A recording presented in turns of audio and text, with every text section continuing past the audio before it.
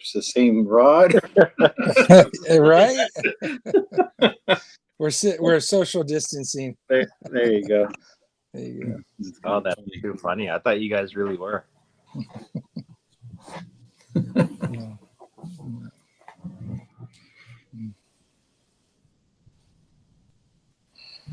See, I'm making my own jokes and I'm on mute and nobody's getting the benefit. I said, you both have bad dogs. I said, but No. you got one up on him. You're the one that's got a bougie dog.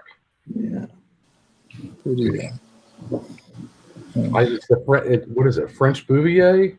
Yeah. Hopefully, Gabby, one day you actually see her actually point, because she does point. Okay. Hey, Pete could contest to that. She's pretty solid. Have I seen her? Have I seen your dog before? Yeah. You saw her when she acted like a field trial dog at high-end kennels, and she. Oh, right. A little Bourbonnais, the really small dog. Okay. Was it a French or was it a Braque de Bourbonnais? Okay, Braque de Bourbonnais. Gotcha. Hi, this is John Wellinger. Hey, John. We're going to get going here in a second. Okay, thank you. No problem. We're just waiting on Gary Johnson or somebody else to join, and there we go. There's Craig Dix coming in. Dave York is on the line. I don't know if you guys can see that. Hey, I'll give you just a couple of quick tips if you're just joining. Things that have always benefited me. On the lower, actually here, I'm going to present just so that you guys can see this. All right, so what I typically do is I take my mouse, I go down to the bottom right. Again, this is on a desktop browser, but I just drag my mouse down to the bottom right. I hit those three little bars on the right-hand side, and then there's a couple of different options there. You can change the layout. You can go to full screen. You can also turn on the captions. All really good. The one that I usually use is the change layout button.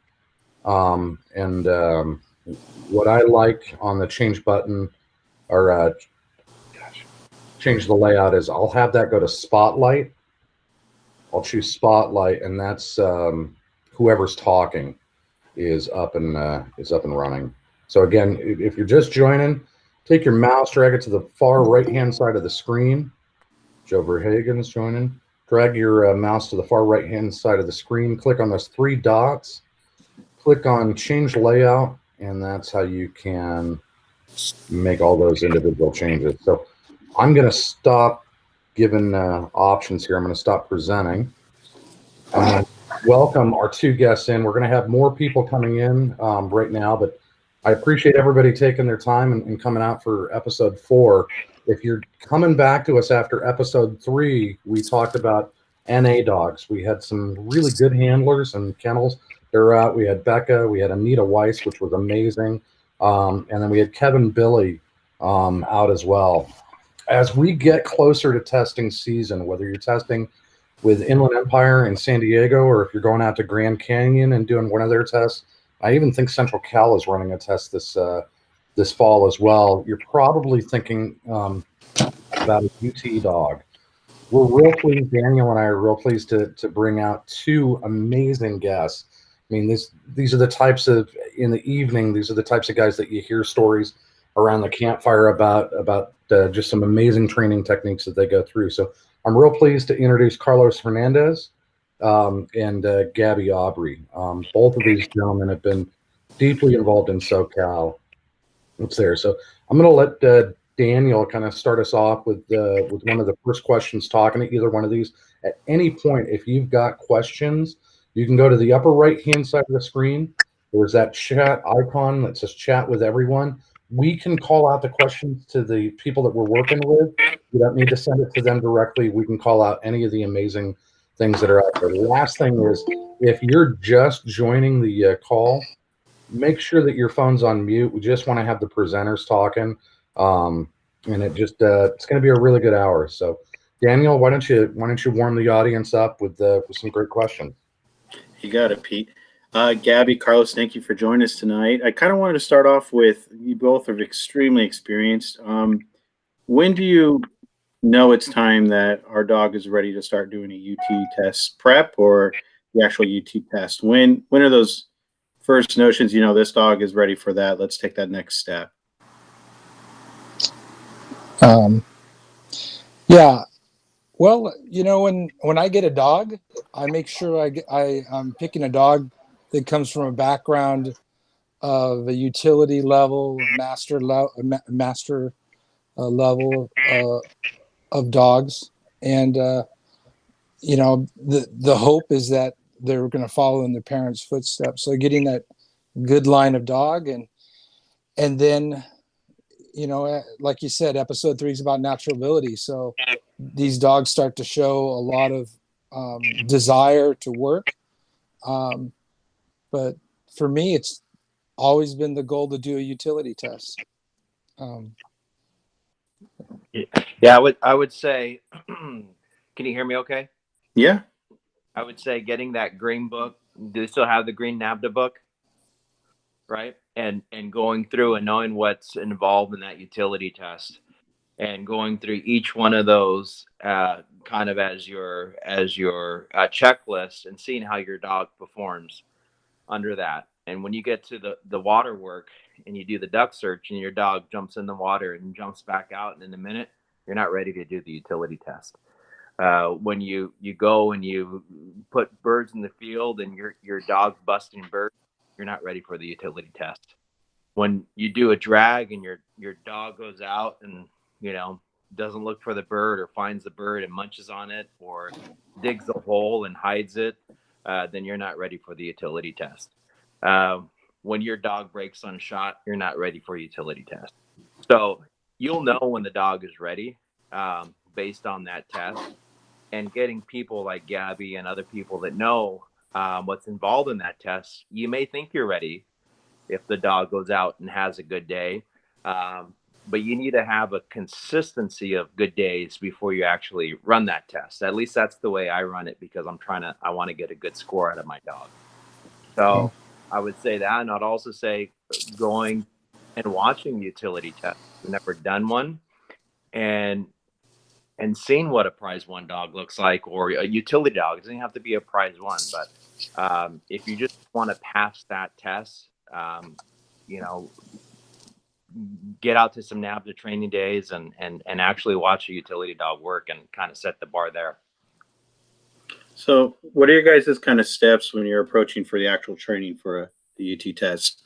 Carlos, you were kind of given a broad spectrum of what to look for, of whether or not your dog is ready for the testing, but can you kind of break it down? So yeah, what to look for? I would say that the foundation, at least for me, for that utility test would be I won't run a doggy utility until it's force broke. That's just me. So if my dog's not force broke, I'm not going to run that utility. And if my dog's not searching in that water for 10 minutes, then I'm not going to run the test. I think those are the 2 main components that you really don't have to have in a natural ability, that I think are critical to passing that utility test. So I would say force breaking first, and then second would be mastering the duck search. Okay. So what are kind of your steps on doing the duck search? How do you work up to that point of mastering it? I don't want to give you all my secrets, but give us the cliff notes. I would say what we do is we start small and we have small wins before we could get the big wins. And a lot of it is what we're asking our dogs to do is to search independently without any influence for 10 minutes and looking for a duck, right? Everything up to this point is, we throw a bumper in, the dog sees it and goes in. This is the critical part for the force fetch. The way I started is I want my dog swimming across a body of water and getting out from me, not just swimming this reed and that reed and no duck and come back and sit by my side, 2 minutes after they do that. So I want my dog swimming across a big body of water and feeling comfortable. So I do line drills with that force fetch on the ground first. And when you're force breaking, we talk about, and actually Gabby was the one that shared it with me, the 3 Ds, right? So that's distance, distraction, and duration. And you want to implement that in your force breaking. So we'll start out with just a simple white bucket, and then we do a pile of bumpers, a pile of birds, and that's driving that dog to that pile and picking up that pile one by one and bringing it back. And that starts out at 20 yards, and then it will go to 40 yards, 60 yards, and then eventually you're at 100 yards, and I try and go even further. And during that point, you're going to see a lot of frustration that comes up. You could have a dog that's very enthusiastic that goes out and gets those bumpers. Other times they, don't want to grab them anymore, and that's part of that process. And so what I do is I take that to the water, and I put that same bucket out, but over a shorter distance of water. And I'm telling that dog fetch. And so he knows when we're at that water and I say fetch, he's going to go across that body of water and pick it up. Now, eventually this is going to carry over to a big body of water where we're doing, a 50, 60 yard crossing, and and it's getting out on land, right? So we have that dog swimming across this big body of water and knowing that when I say fetch, that means he needs to come back and get something for me. So then it transitions to a duck, just like you would kind of like if you think of the invitational. That dog's going across the body of water and picking up a duck on the other side. Right. But what I'm doing is I'm throwing a duck instead of having that bucket there. I'm putting a duck somewhere in the reeds real close. So when he gets over there and says, "Hey, where'd the bucket go?" Oh, there's a duck there. He grabs it and he comes back to me. Then I slowly start to move that duck in other areas, and he knows he goes across the body of water. Duck's no longer there, moves over to this side, finds the duck and creates that success, and then comes back. And then we start going out from there. So once that dog goes across, and I'm moving that duck across the pond, and then I'm working with live ducks. And the challenge with live ducks is that you put them where you think they are, and then they're gone, right? So you always need to know where they're at. So we get a I hope there's no PETA people on this call. We get a string, and we tie that duck to a reed or a stick or somewhere that we know where the duck's going to be, and we're watching the dog. And when that dog it gets close to it, then we know they're on the right area. And that string is not tied so much where they can never get loose, but it's enough to hold them there. And what ends up happening is when I shoot, I'm shooting at those reeds, and I'm shooting at where I want the duck to go. So kind of take you back to when you're at that line, it's very important, even the way you shoot your gun. I see a lot of guys go and they just shoot in the air, pow, fetch, and your dog doesn't know where to go. The trick on what we do is we want that shot to hit the water, and that dog's just like hunting. It's thinking that, well, my owner shot, there must be a duck where he's shooting. And that's what I want to do. So I normally, and if you could watch the dog, you could put the gun down and you could go like this, and your dog's going to do this to see what direction it goes.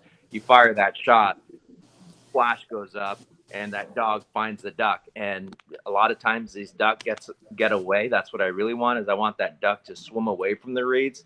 And after that, you may have a full-blown water dog where that dog is just out there searching until they find a duck. So that's kind of the process to do the duck search. There's a lot of other things that we do, but the other thing I would say is you can't be afraid to get in the water. Gabby and I, your dog makes a mistake. What you want to do, the biggest thing that I learned is these dogs are so damn smart that they'll go out and they'll look at you and they'll like, no, I don't care. He's not gonna come get me. But if you go on there, getting your dog on a force command, and you know where the duck's at, and that dog is blinking the duck or not wanting to go out there, that dog needs to be afraid that you're going to go out there and do what needs to happen to get that dog to swim out away from you. That dog does not want you. You don't want the dog doesn't want to be anywhere near me if he sees me get in that water. So we transition into a boat, but at the same time, you can't be afraid if you're really serious about it to basically strip down into your underwear and get that dog to do what you need it to do, because they need to know that if it's on land, it's the same thing in water. I love that. Very Yes. good, Pete. I think we might have to actually charge for this episode. I That dare. was really good, Carlos. Really good. Really good. Gabby, I'm going to put you on the hot seat for a quick sec. There was a comment that came out. I actually just wrote it down about distance, distraction, and duration. Duration, I think, is one of the bigger things in SoCal. You get dogs that have to go into a UT test, and this isn't, you and I have walked numerous.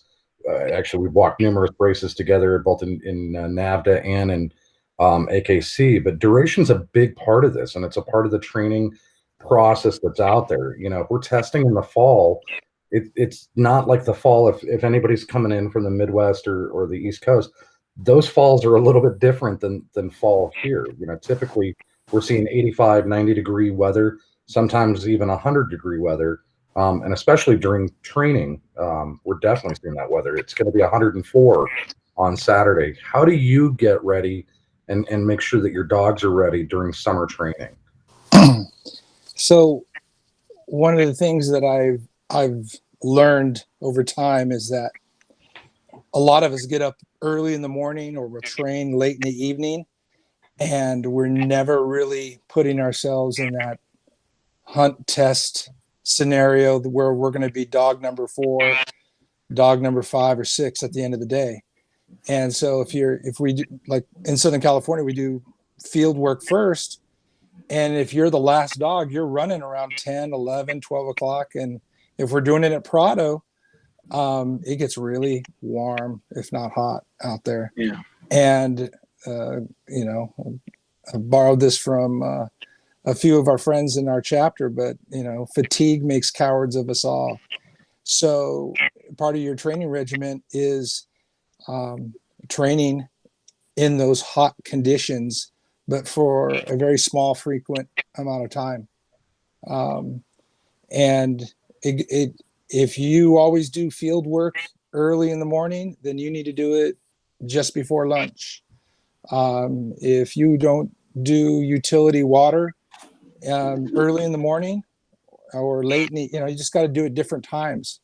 So your dog's ready to go right out of the box. And that's how I deal with our temperatures or our weather. As far as the 3Ds go, the context to that is when you stumble or fail, you need to ask yourself, what part of the 3Ds did my dog fail at? Was the steadiness too long? And so, your dog doesn't do well with waiting for the bird to be flushed. Part of what I try to do is I try not to be too robotic, too predictable. Our dogs pick up on what we do. So if we're doing the same thing, if we plant birds the same way every training, then our dogs are just going to typically track the planter to the bird. And that's not what we're going to have in the test. The test, the bird planters come from a different angle, a different part of the field. So you have to change it up. So for me, I like to let my dog run in a field that's not planted, and myself or my helpers, my friends, they're planting behind the dog. So my dog can go anywhere in the field, not bust a bird, and then I handle them to the bird location. And we try to get sequences that are successful. There is so much to this utility test. An hour doesn't do it justice. But No, I will say this. I would like to see more people who finish the natural ability And the natural ability is usually for many people their first time. It's very fresh, it's very exciting. But you got to move on to a utility preparatory test, or a utility test, and do not get bogged down in retesting in an NA test. Don't do it. Move on to utility. Why? Because it's actually fun. Carlos and I were very serious, but it's a lot of fun. And you have your friends that you train with. You have your mentors. That's what the chapter is all about. So don't think it's all serious. And you got to change up the frequency of your events. You got to change up the times. You got to change up the locations. And yeah, I'll finish up with that. Good stuff. Now, look, some of the best times that I have during the week are in training. I mean, we always try to approach it being really serious. One of the things that my mentor has gone after me about is, look, we fight like we train, or we train like we fight. It's, if you're going to go after the UT test, we're not here to do one aspect of the test. In training, we're here to do all four. If you're getting ready for a test, we hit every single aspect of that during a training session that's out there. But it's still fun to be able to talk about, your partner's dog or somebody else's shooting. It can be a really good time. I'll open this up to both of you. We kind of gone with Carlos and Gabby, but Jerry brings up a really good question. We were talking about duck. We were talking about the duck sequence and duck search. So Jerry's question is, in training, why do you want to shoot to hit the water? It seems contrary to reality in duck hunting. I shoot at ducks in the air. Jerry, you haven't seen Daniel hunt ducks. He does a fair amount of sluicing, but and Jerry continues to say, my shot never hits the water, so I want my dog watching in the air where my gun is pointing. So essentially, why shoot the water? So the whole duck search is about trying to find a wounded duck. That's what the duck search is. So I've wounded ducks before, and they hit the water, and what do? They go into stealth mode, and they just get flat like this, right? Yeah. If I have an opportunity to shoot that duck, I'm going to shoot it on the water, so I don't have an injured duck out there. So that's the whole purpose of what the actual test is about. It's about retrieving a wounded duck. So you make that scenario real, and I shoot the water as I would a wounded duck. So this is the sequence after there's a down duck. And many times what I've done, and because we hunt in Mexico and Mexicali, we jump shoot our ducks. And when we jump shoot our ducks, we'll go out there, and there'll be a pond of 50 to 100 ducks, and they all get up, and we're firing, and we don't have plugs in our guns there. And so between 10 guys, we'll maybe drop between 3 guys, maybe we'll drop 10 ducks. Most of the ones are the easy ones that you could get, right? Those are the ones that are floating on the water. But then when you come back and you're like, God, I know there's 4 more ducks out there, and those are the ones you want your dogs for. So we go back to the truck, and this is where it pays off to have a utility dog. You set your dog up on that body of water, and you look out, and all your guys that have retrievers that retrieve them on top, you impress them with your utility dog, and when they're throwing rocks, you say, you don't need to do that anymore. Let me handle the situation. And you just either point your gun or you point your finger and you say fetch, and your dog is working that. It's the best feeling you could ever have, when your dog is swimming across that body of water, 50, 60 feet, and grabbing these ducks out of the coulees that you thought were lost. So, and that's what we do. Yeah. Let me just add to that. When you do the utility test, most SAVE judges are going to tell you to shoot in the air. But since we're training for the utility, there'll be plenty of opportunity where you're going to shoot towards the water. If your dog's chasing a duck, you're going to want to reward your dog with a shot bird. And it's common where your dog finds that duck off in the distance, in a bush, tules, and starts giving chase, and the duck has complete advantage. It could dive, it could submarine, it could pop up 50 yards.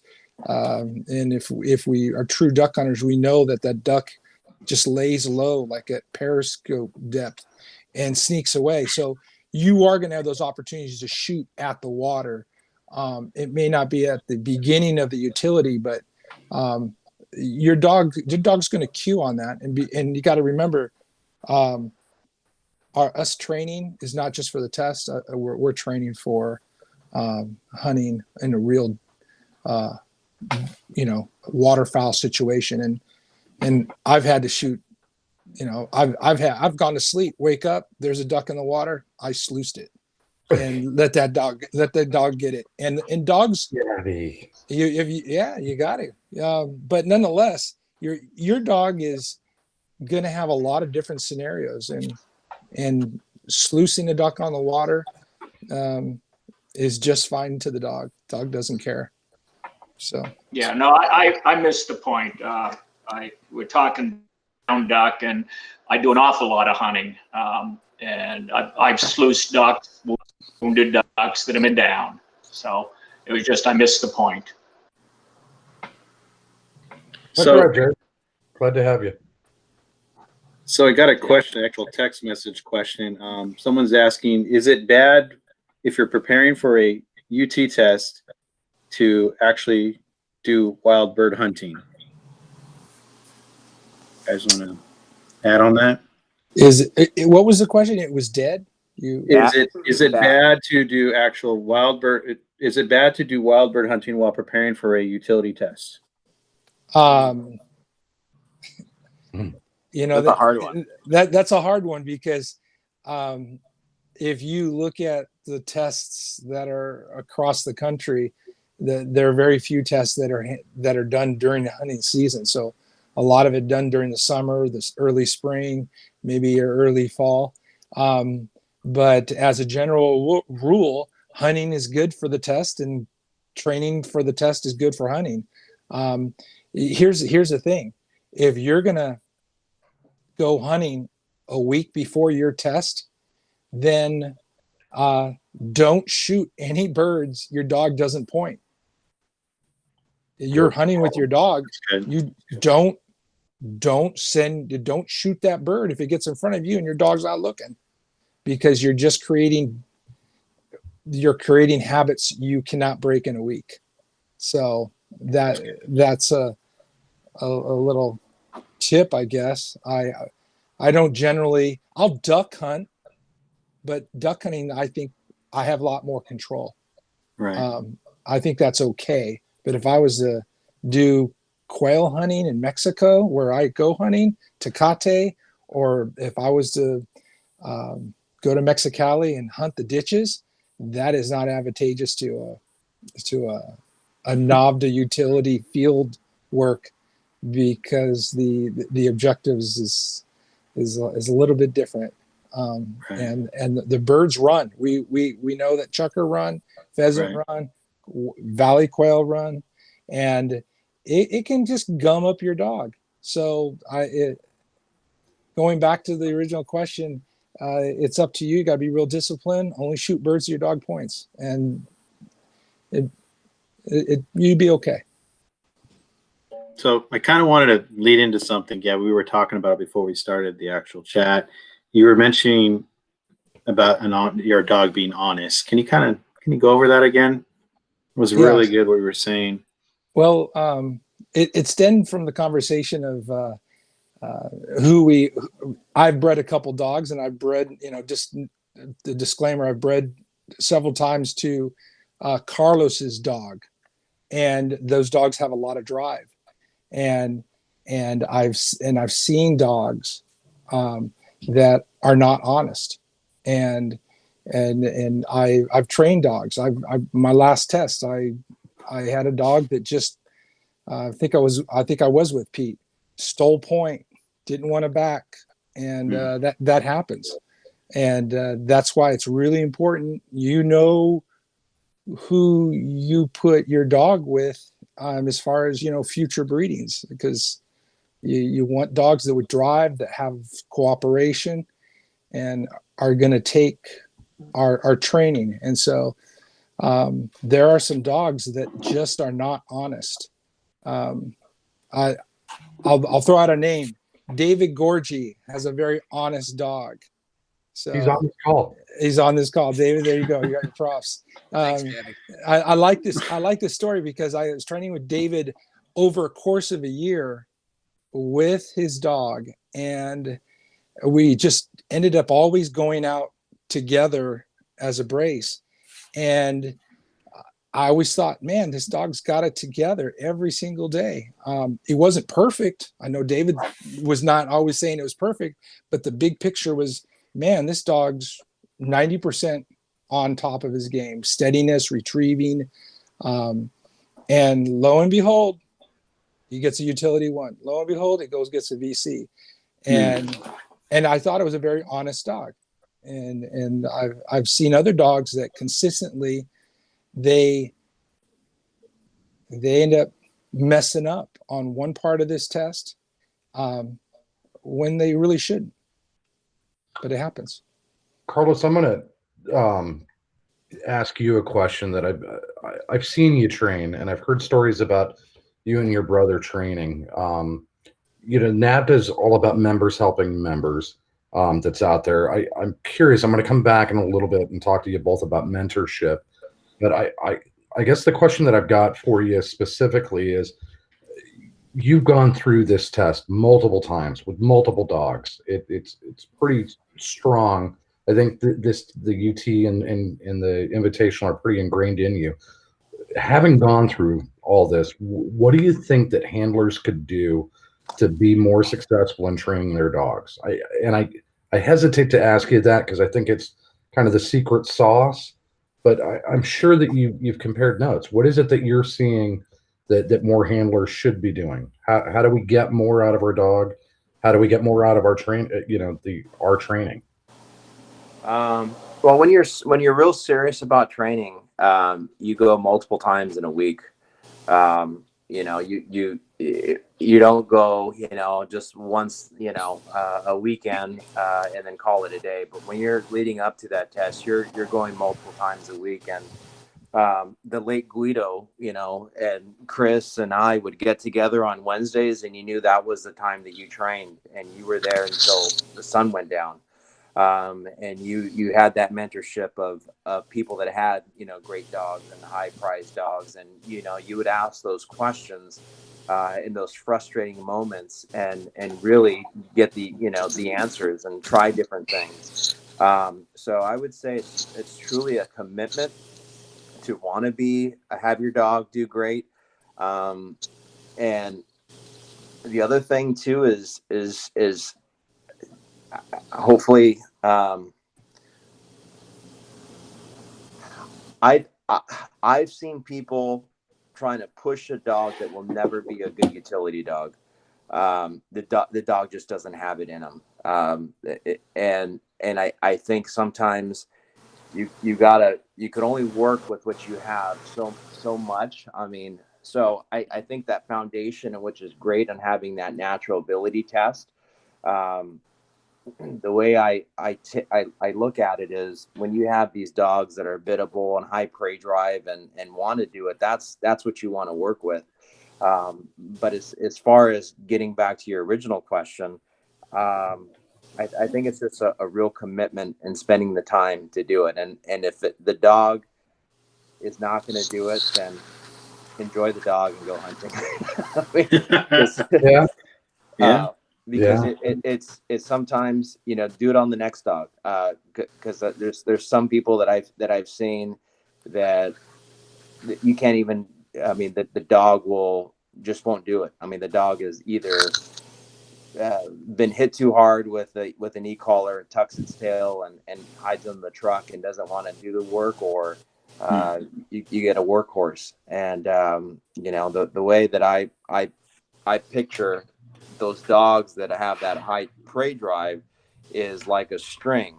It's easier to pull the string than it is to push a string. So when I'm when I'm working with these dogs, I'm constantly pulling it back because they have too much. But to get a string to go forward, it's very hard. That's So good.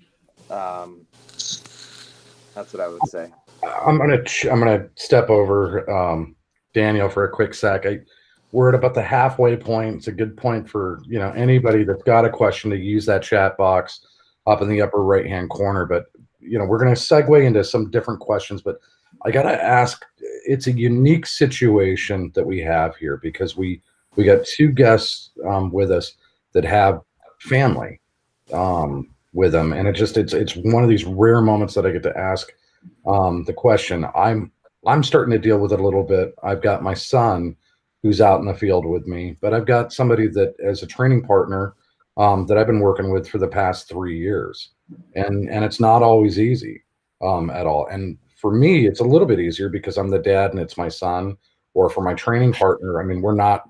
The good news is, although I have slept in a bed with him, I don't have to sleep in a bed with him at night or go back to the safe house. Stop. It's all right, Daniel. Shh. But let me ask you, just talk to me about the dynamics about training with family, and that's for both of you that's out there. But there's got to be some nuances to that or some challenges. I don't know if that makes it harder or easier or just it's a very different part of the journey that I think you both could speak to pretty passionately. Go ahead, Gabby. Yeah, well, I was just gonna say, I was out training with my father today, so it's real special to get out there with him. And I have an older son who's 20.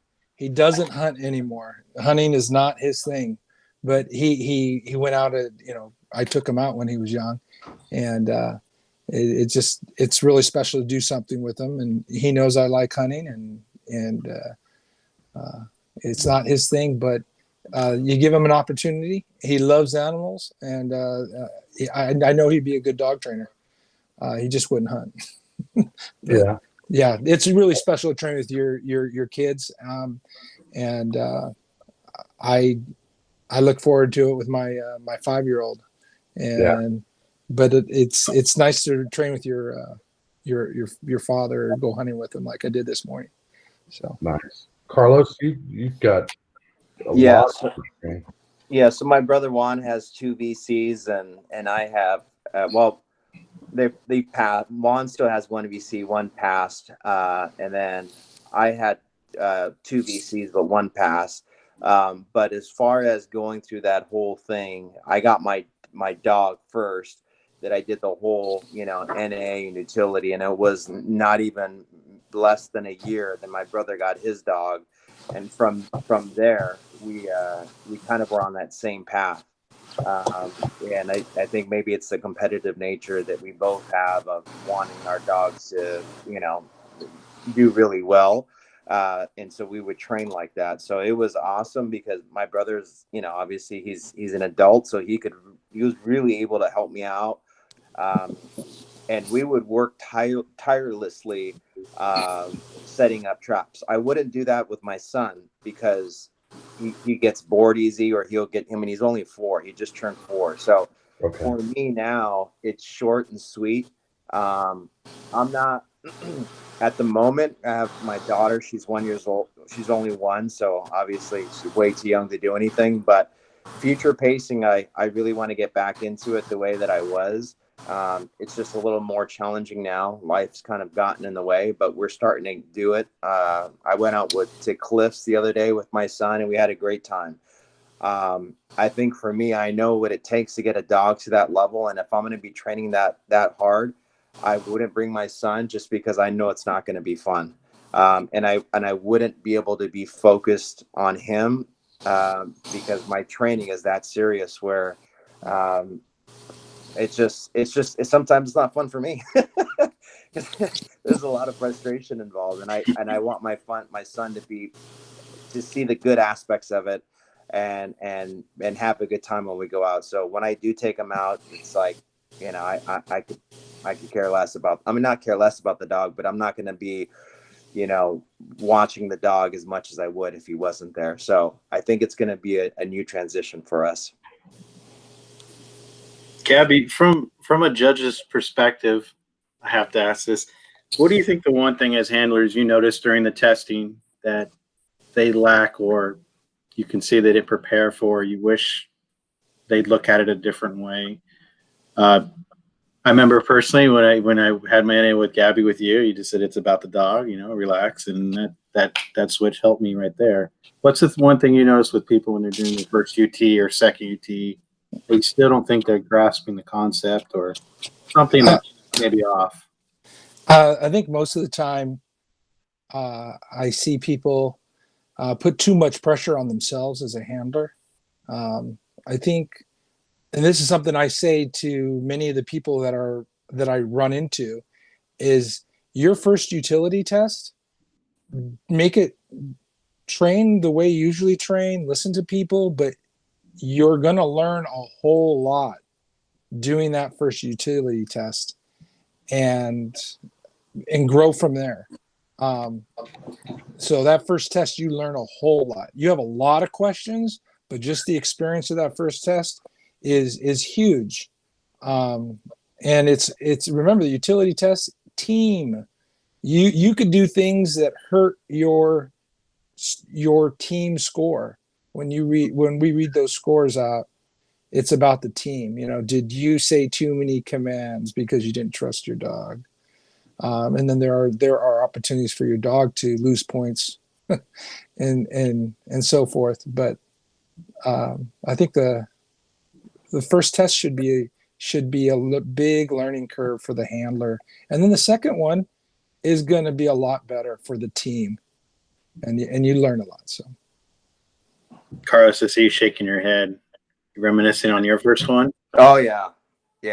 Oh, my first one for whatever reason, my puppy, when I ran him in the utility test, I could have also run him in a natural ability test. That's how young he was. Wow. And he did well until he decided to, I would say maybe 20 yards before he got to me, decided to drop the duck, pee on it, and then rip it to shreds right before the judges. And I realized that was probably too much pressure I had put on the dog, and it showed up test day. So I would say, don't be too hard on yourself, and don't be too hard on the dog, and realize that it's a process, and it takes a while to get. If you want that prize one, and if you want to go to the invitational, it's a process. Right. You got to be prepared for it, but enjoy it, because in the moments I look back and I go, gosh, those were some of the best times that I had training, but in the moment it didn't feel like it. Right. So I'm going to ask you guys some personal questions here. What led you to maybe your current mentor, your past mentor? If you want to give a story about them, what when you met that mentor, you go, this is the mentor I need. That's going to help me establish and get further in my dog training. How about you, Gabby? I'll start off with you. Yeah. I got involved in '97. My father came back from Mendota. I think it was Great Central Valley chapter. And he said that there's this test, and it's a big test. And I read the book, the Ames booklet, and I thought, no dog can possibly do this. And then it turned out that there was a gentleman in my town, Poway, where I grew up, by the name of Jaybird, and he had short hairs like I had. His were better. Wow. His were way better. And so Jaybird had utility one dogs, and I'll tell you something. It took a while for San Diego to put together its own hometown, not just test site, but test dogs that were utility one quality. And Jaybird not only had utility ones in the past, but he had one at that time, and I think it was 2000, and it showed every one of us that, yeah, you can do this. And what was more impressive, he did it without an e-collar. And so, Wow. you know, you talk about dogs with drive, and then you have dogs with cooperation and will do things for the owner. So yeah, my mentor, as far as getting ready for the utility, having a bigger idea of it, was definitely Jaybird, because he had that dog that kind of put everyone else in check. Wow. Carlos? Actually, Gabby was my very first mentor, and anyone that knows Gabby, and I've seen Gabby tell enough people this, is you always have a great dog. Gabby will come up to you, wow, that's a great dog, and I believed it, and I had a good dog. I knew I had a good dog, but the way it happened was, I bought my first dog was from No Mars Kennels in Idaho. Leo Matag, the late Leo Matag, and so I had this dog, and part of the stipulation was that I had to run this dog in a natural ability test. And he had called me and said, hey, have you run your dog in a natural ability test? No, I'll get to it. And he's like, well, you better do it before, you have to do it before 16 months or whatever the time is. And so I looked up, he told me what to do, get on NAVHDA. And I looked up, and San Diego was having a test like the next month, literally the next month. And so I signed up, and there was still an opening. And this dog had never even been in a field. I mean, I've never put a bird down for this dog. I mean, I planned to hunt this dog, but it wasn't hunting season yet. And I haven't done any training. And San Diego had a training day. And I went and I found Gabby, and I said, hey, I need to get ready for this utility test. I mean, this natural ability test. And he says, when is it? And I said, well, I think it's in 3 weeks. And he says, this is your first time out here? I said, yeah. And he says, well, it's the end of the day. We don't have enough time to train. But the hardest part of that test is the track. And so I said, well, what do I do? And we literally got a pheasant right then and there, put it on the ground. It took off, and he says, bring your dog over. Dog didn't know what to do. It smelled and just kind of went a little bit. And Gabby's, oh, you're just going to do great. That's what you're looking for. I was like, really? Okay. So I found out that there was a lot more to it with a couple more calls from Gabby and telling me that I needed to get out there. So within that time period, I quickly got chuckers. I trained within that 3-week time period, and my dog got a NA Price 2 107. And after that, I was hooked. I mean, I had 3 weeks to train before the actual NA test. And Gabby came up to me, and he's like, that's a great dog. You need to take that dog to utility. And I didn't know what that was. And that was the process where a lot of phone calls and where are you guys at? And, how's it, so that's how it started. Yeah. And then Guido and all the other guys training. And I mean, with force breaking, I honestly, I learned how to force break on YouTube. I watched this guy named Sit Means Sit, Fred Hansel, I think. He has thousands of videos, but there's this one video, I can't even find it anymore. The way he did it was so simple. It made a lot of sense to me. And I literally just copied what he did, and it worked. And that's what I did. So Carlos, why GSPs?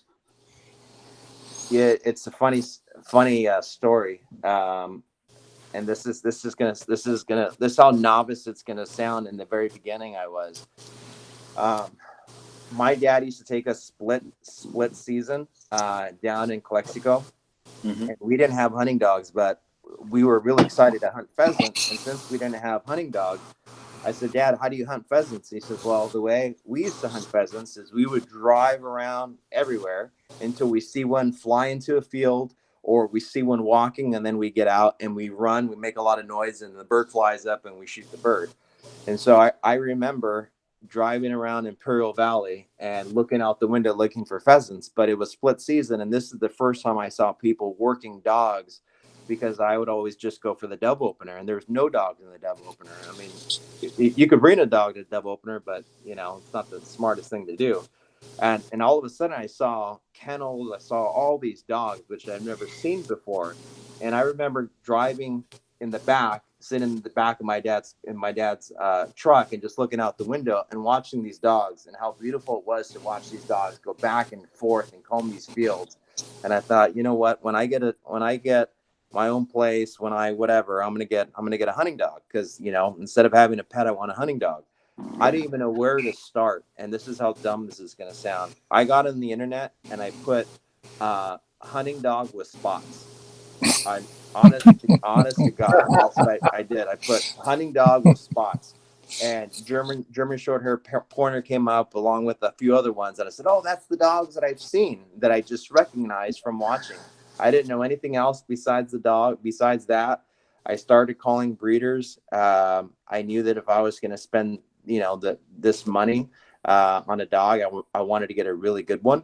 And then that's when I met Leo and got that first dog. And when that dog passed away, that dog was amazing. I looked in his lineage, and I knew that great dogs came from great lineage. And I kind of just started following that until I got another dog that blew my socks off, and I kind of went this lineage. And that's how it started for me. Do you prefer males or females? I don't have a preference. I don't have right now. I have males, and I had a great female. I had my female who passed away. She was a sharpshooter's prima donna, call name Star, and she was a VC, and she got it done. And she was just as hard, if not harder, than the males. But because I don't have like a proper kennel situation, you know, let's say like Cliff does, where you have all these kennels out. I mean, I live in a residential neighborhood.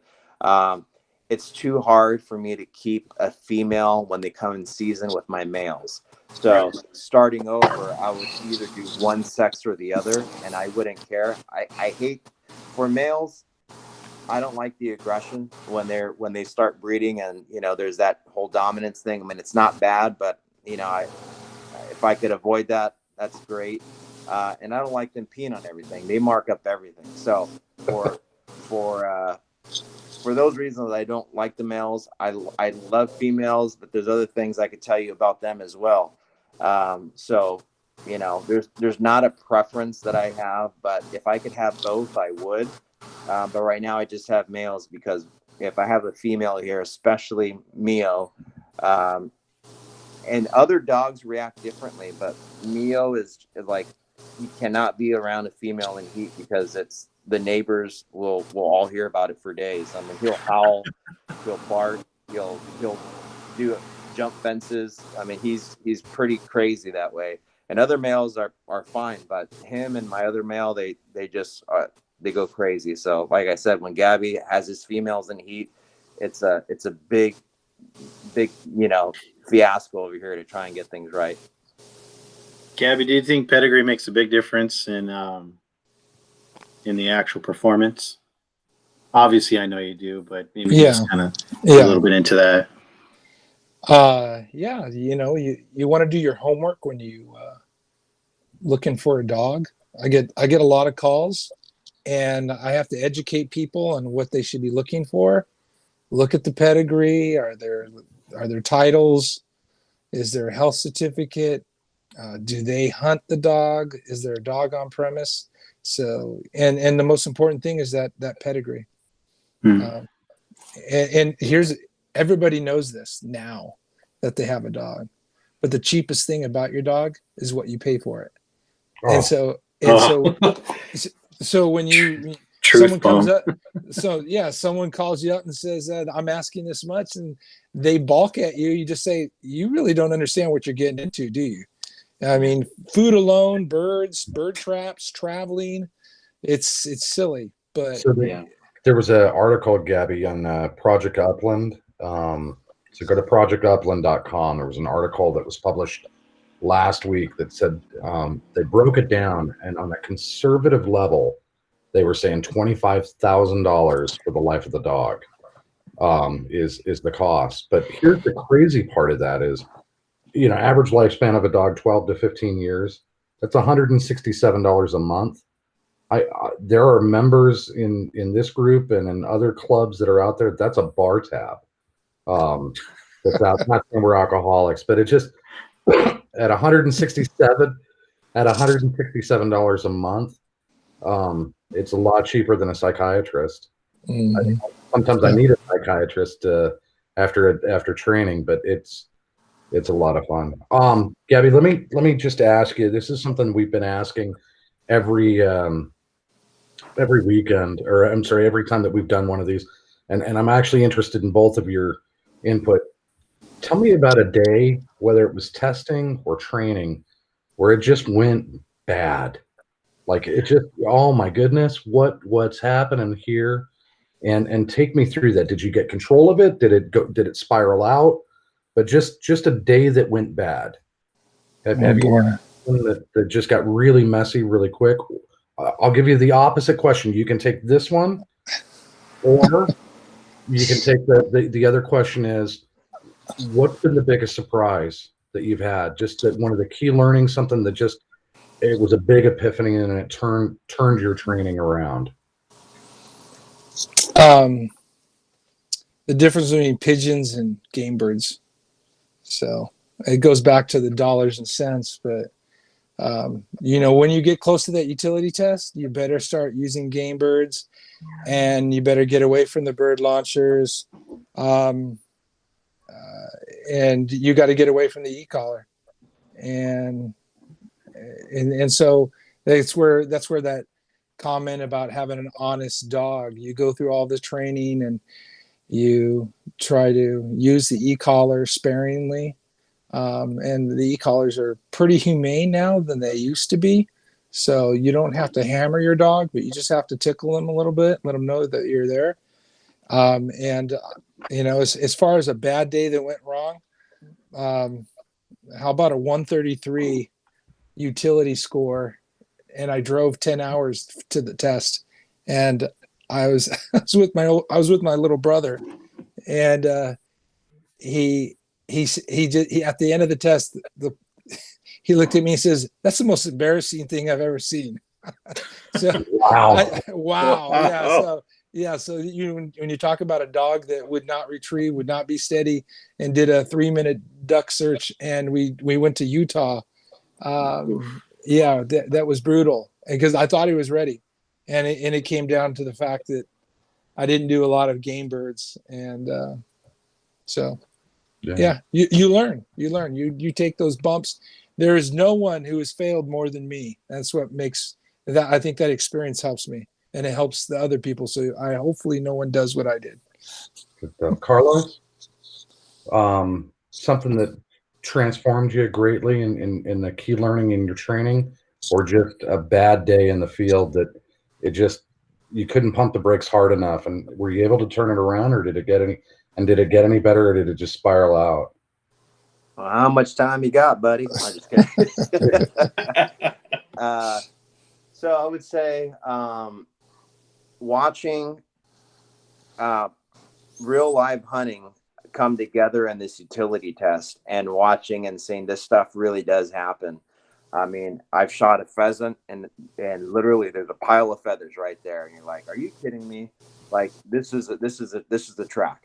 And you get your dog and you bring him by that pile of feathers, and dog goes out, and sometimes even further. They go out to 150 yards, and at the end you see that bird fly out, and their dog's right behind him, and you grab it and you get the chills. Stuff like that. Stuff where you've wounded game in a big body of water, and you're actually doing a duck search. So all of that stuff coming together is huge. And kind of your aha moments when you're like, oh, this really does happen. I would say the biggest challenges that I've had is with the amount of prey drive that my dogs have on bringing that back sometimes, is probably been sometimes the most challenging. Star, who has passed, was probably the hardest dog that I've ever had to train. She knew what whoa was. She knew what steady was. And I can't tell you how many times she just said, I'm going to break. and I'm going to go after this bird no matter what, because I can't stay still. And I have to put that collar on the highest level, on level 18, a constant. And she's barking through that collar, and she's going, "Arr!" And her neck is twisting, but she's going to come hell or high water. She's going to get that bird. So that sort of stuff. Gabby could tell you about the scene where it was just a downpour of rain, and I was trying to get her to go across a body of water, and we've done it I don't know how many times, but this last one of the day, she says, "I'm done with it," and she's going out and she's looking back, not even looking where she's going, but she's looking back and she's barking at me the whole time until she gets across the other side and then decides to come back without the bird. And I just can't do anything about it. And she's stubborn as all could be. And I'm tired. And Gabby says, "Just put that dog up." And, stuff like that. I mean, there's not one thing, because there's so many times that spiraling or training has spiraled into a point of no return. And there's also wins. So you take the good ones with the bad. Yeah. Carlos, that was 2 weeks before the Invitational, right? Yeah. That was, he got in the car, and I looked at Juan and I looked at Carlos, and Carlos says, "I'm going to go get my money back." Yeah. And he licked his wounds, and he got the 2 VCs on the same day, which is insane. Wow. Actually, it was one. I ran Mio first because I was more confident in Mio, and then I ran Star the next day. So, okay. Yeah, not the same day. I just knew that Star would be too much to handle. And another time that I was really nervous was actually with Star on that Invitational. This is how close she was to blowing it. We're in the field, we're hunting, and there's a bush. It was just a little bit above her head, and there was a double that got up. Two chucker got up, double shot, and they both landed in the field. Star is starting to make noise because she can't wait to go get these birds. She knows she can't break, but instead of breaking, she starts jumping in the air in one place, maybe, 4 feet in the air, just jumping up and down in one spot. And the judge goes, "You better handle that dog." And I said, "Judge, she's trying to mark where that bird is." And he says, "Okay." Nice. And I get there, and I was just like on the verge, and that was like one of my first encounters in the field. And after that, she calmed down, but she didn't break on me. But that's the type of dog that she was, where she was, this close to breaking. Amazing.